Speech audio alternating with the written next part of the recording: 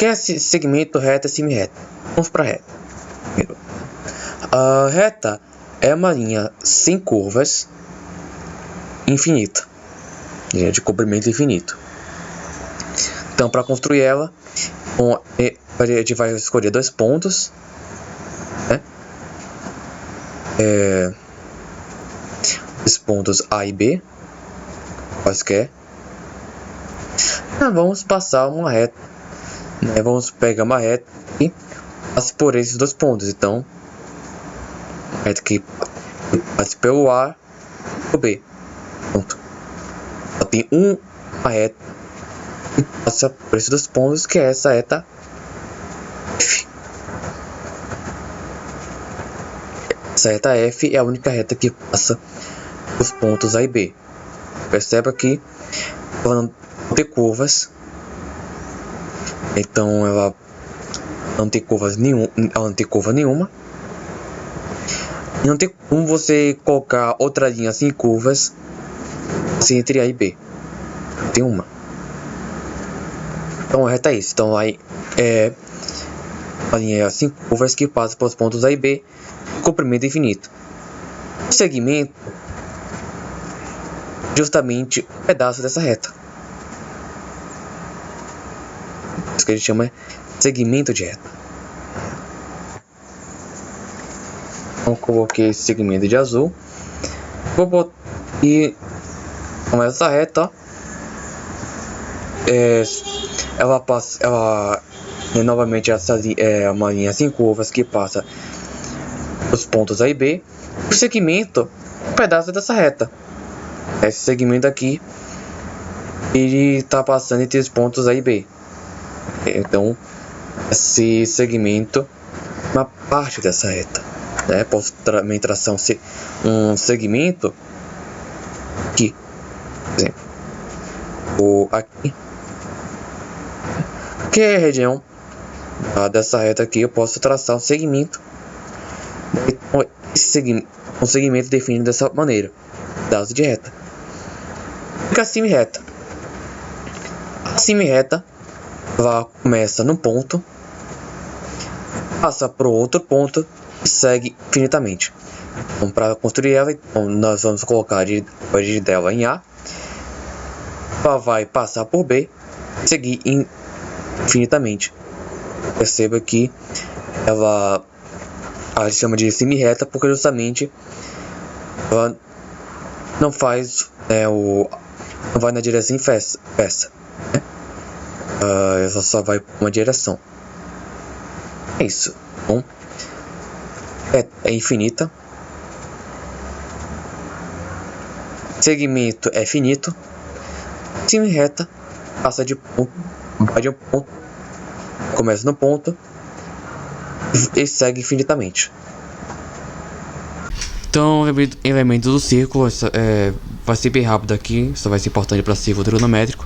Então nós temos aqui arco, dispensa apresentações, raio, diâmetro, corda, e nós temos secante e tangente. Secante vem do latim secare, significa cortar, né? Então ela corta uma curva, ela é uma reta, né? Então é infinita, então é uma reta que corta pelo menos dois pontos de uma curva.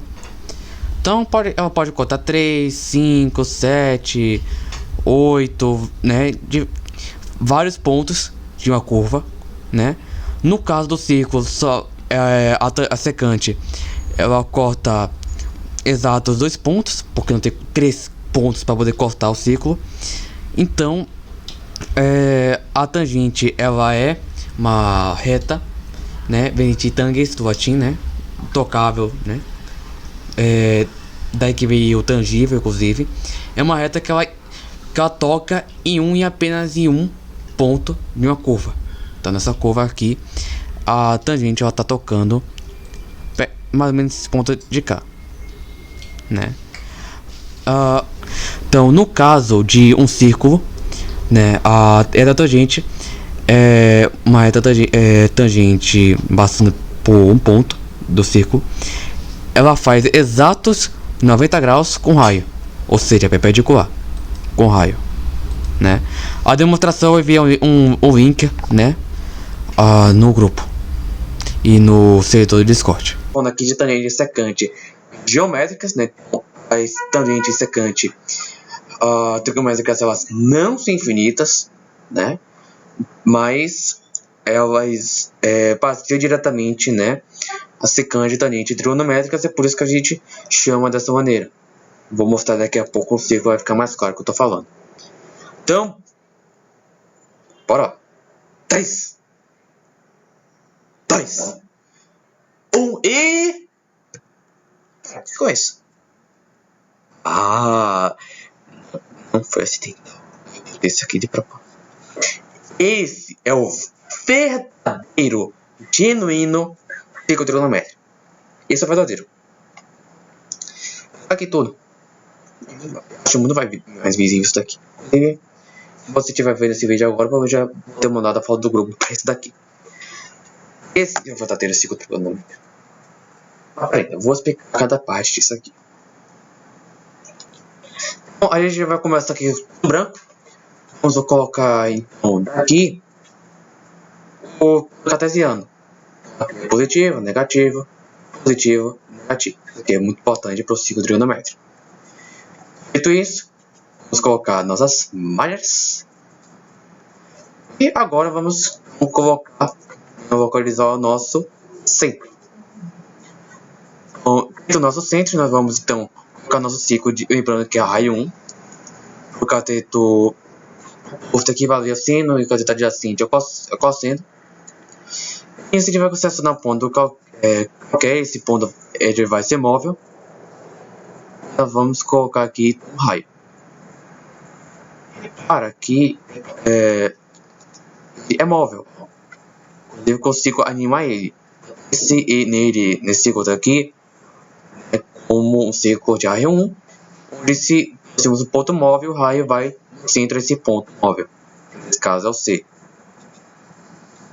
Pode botar C de centro aqui no âmbito, mas enfim. Feito isto, nós vamos pegar então a altura vertical. Então nós vamos passar uma reta aqui pontilhada. A intersecção entre ela e o eixo X vamos chamar de G. Entre C e G nós temos o nosso seno.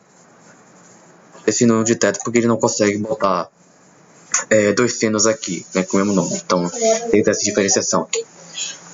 Então nós temos nosso seno, né? Só que para ele não ficar mudando assim de localização o tempo todo, eu decidi fazer a projeção dele no eixo Y. Como é que eu vou fazer isso? Então como é que ele vai fazer isso aqui? Então a gente vai colocar uma reta pontilhada. A intersecção dessa reta pontilhada com Y, vamos chamar de F. Entre F e A, nós vamos ter o nosso querido seno. Falando sobre o seno, a gente aqui, né, vamos começar o seno ele começa do zero, depois ele vai aumentando, ainda né, então ele vai crescendo, chega até 1. Depois ele vai diminuindo, chega a 0 de novo. Depois ele continua diminuindo, então ele passa a ficar negativo. Chega, então diminuindo, chega a ser ponto mínimo, menos 1. Depois ele vai aumentando, ainda negativo. Depois o zero círculo se repete. Então, se o seno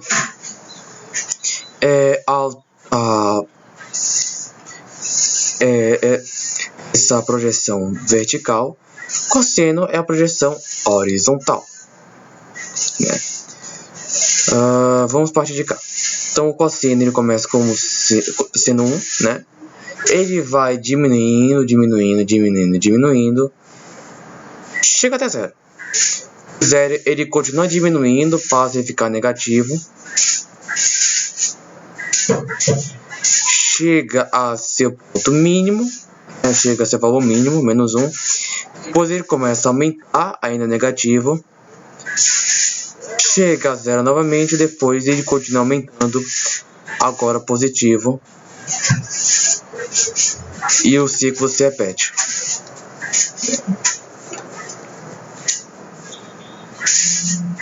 Então, pronto. Eu falei que a tangente era uma reta. Então, a gente vai fazer aqui uma reta. Essa reta ela vai ser perpendicular ao raio. Perpendicular. Sim. Então essa é dita reta tangente. Exemplo dela. Então, o que é a tangente trigonométrica propriamente dita? É um segmento da tangente. Nós temos a intersecção D entre x e a reta tangente. E nós temos essa reta tangente daqui. E entre C e D, nós temos a tangente θ propriamente dita. Então você percebe que a tangente θ é um segmento da reta tangente. E ela é 90 graus aqui com raio. Então, a tangente trigonométrica, ela vai desse ponto C até o eixo X fazendo 90 graus em relação ao raio, perpendicular ao raio. A próxima, então, vai ser a cotangente. Cotangente, o que acontece com a cotangente? Se a tangente entre C e X, a cotangente vai ser entre C e Y. Então, a intersecção entre a reta tangente com o eixo Y, ponto E. Entre C e E, nós temos a ação complementar, né, da tangente a cotangente. Então, estão as duas aqui. Eu vou tirar a reta tangente só para deixar as duas isoladas. Estão aqui.